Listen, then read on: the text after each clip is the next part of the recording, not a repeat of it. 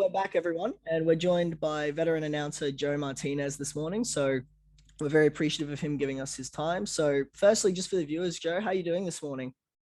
Oh, good, Alex. How are you? Yeah, I can't complain. Living in the freest country on earth, down under. It's can't complain. But look, we just wanted to get you on today because obviously, you've been around the fight game for a while now, and you've been involved in mixed martial arts and in boxing and announcing for other sports as well. So that was one of the main reasons we wanted to get you on. But I'll just pass over to my co-host Josh because he's got a really good question to open us up today.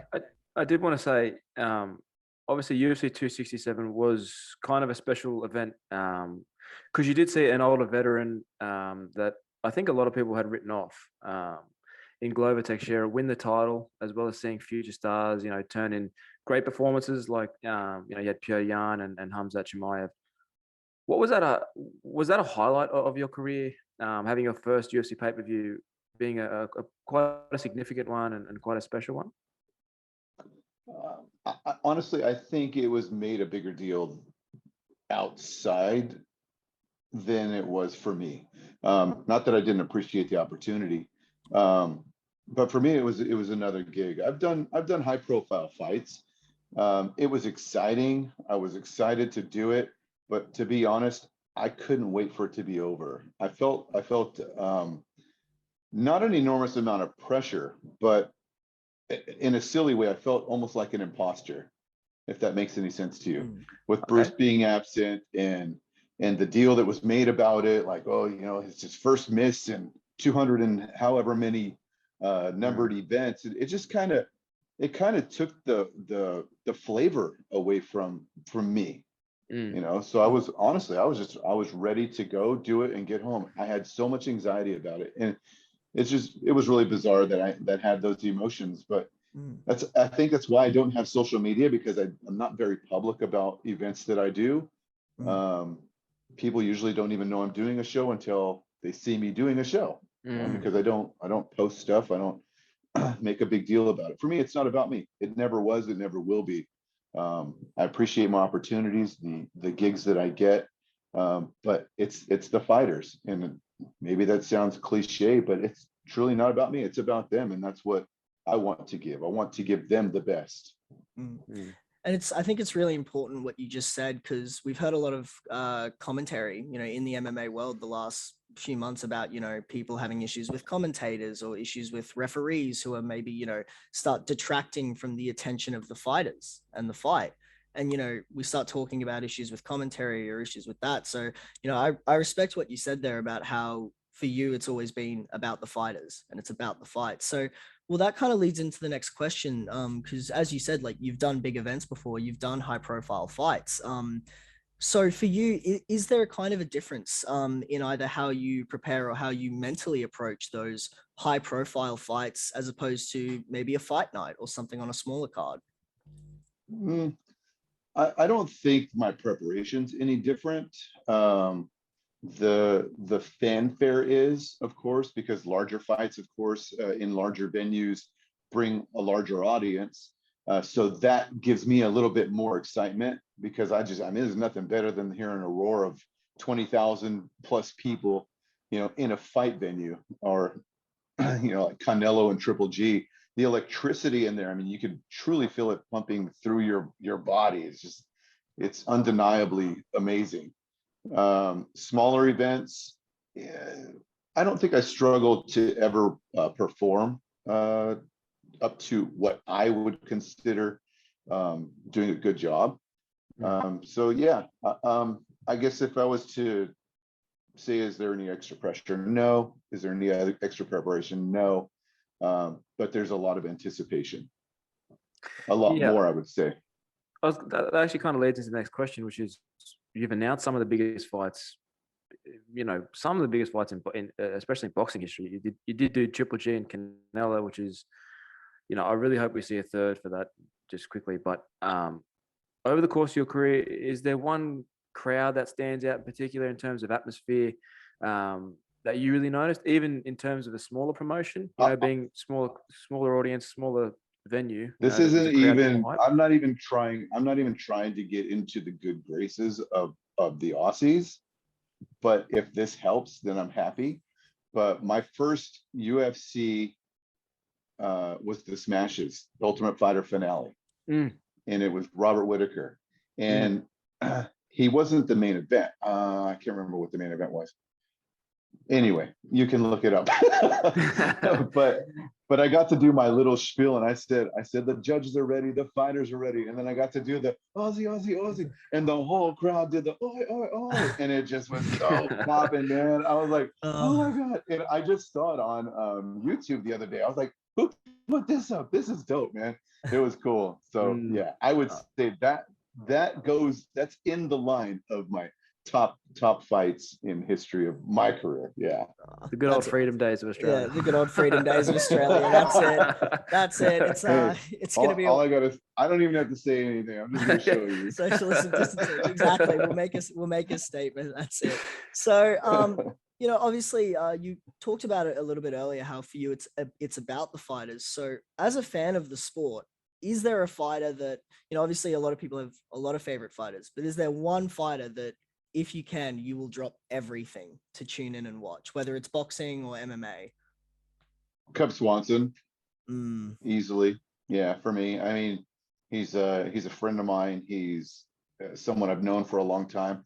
Any of the WEC guys, I mean, we, like the alpha male guys, I feel like we all grew up together. Uriah, Chad, Danny Castillo, just so many, Justin Buchholz.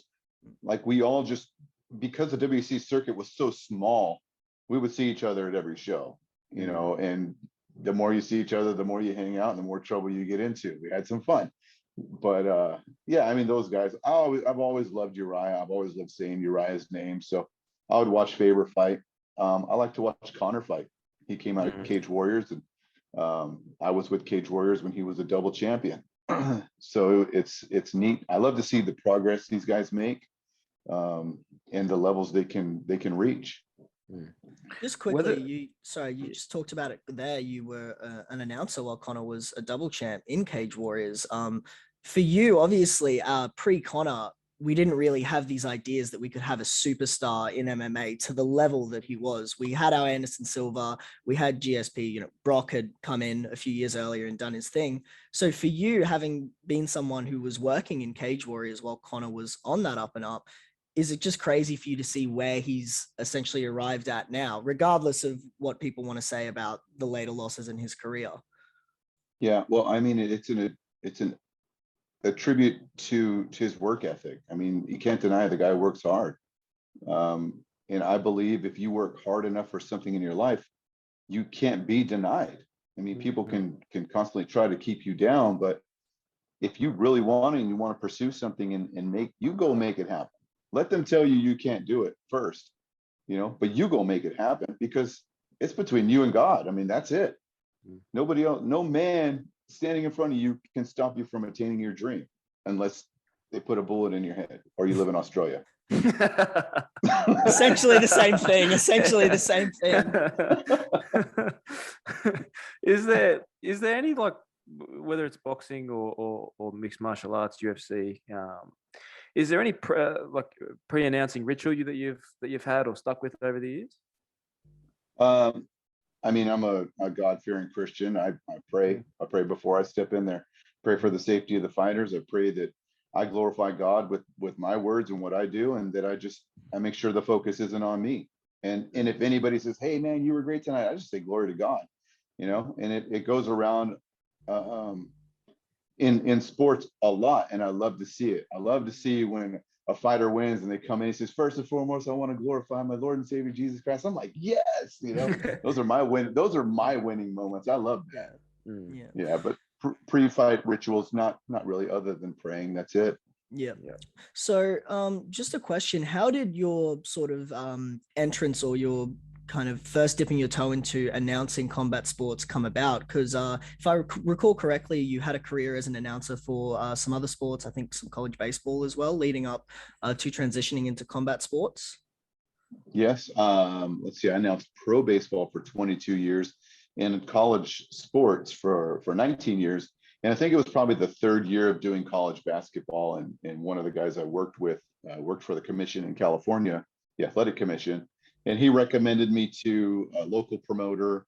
The promoter called me up and says, "Hey, your uncle says you announce fights. Can you do my show?" And I said, "Yeah, who's my uncle?" And he told me it's Dean Loheis. And I'm like, "Yeah, Uncle Dean, that's awesome. Thank you." You know, so that was the beginning. And I'll tell you what, man, it's been amazing. It's truly been amazing. The ride. Difficult, you know, it wasn't always UFC. Let's just say that, you know. Have you always had that voice for announcing? Like growing up, was that something you thought, you know, you might want to pursue, or did it just sort of naturally happen? Yeah, I guess I have. I didn't really find my voice maybe till I was 15, 16 years old. And I wanted to be, we have a thing in the US called headline news. And back then it was headline, it was like, it's 15 and 30 minutes past the hour, time for headline sports. Brought to you by Levi's 100% Cotton Dockers. And I was like, oh, I'm Leonardo Wright. And I'm like, yeah. So yeah, I wanted to be, so I did it one time. My parents and I, we were going on a camping trip, and my dad said, "Hey, do that thing you do on the CB." So I did it on the CB, and it was just encouraged. Like, I was like, "You like that, Dad?" He's like, "You sound so good. Like, do it." And that was like the first time I think I ever believed in myself that somebody else believed in me. So I'm like, "Hey, maybe I could pursue something like this." And you know, it kind of went away. I was asked to do high school basketball when I was in school. Basketball played after soccer, and I played soccer. So but we shared a locker room. So when we're changing to get ready to go home, they're changing to get ready for their game.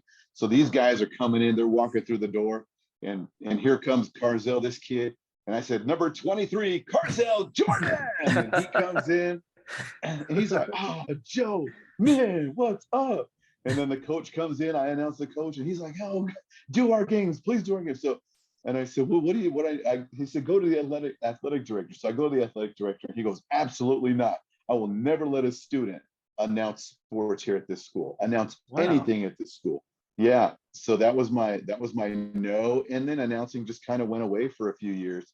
And then I got involved in professional baseball. I was doing college baseball and then professional baseball. And heck, I've been in it since 94.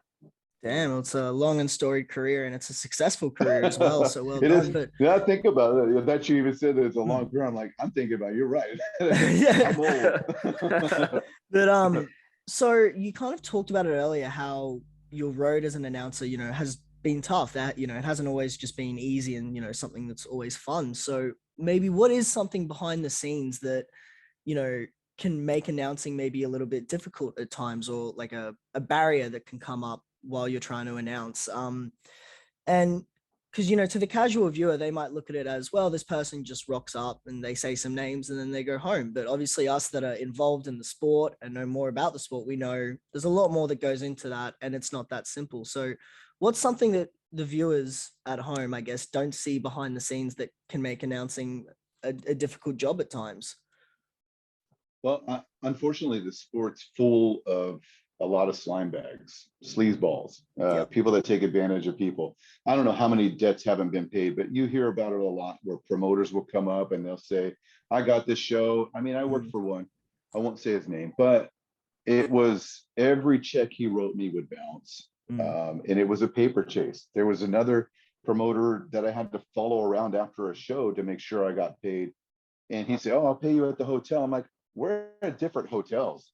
Chances are I'm not going to see you." He's like, "Oh, okay, well, I'll stop by your hotel and pay you." I said, "Nope, I'm going to follow you until I get paid."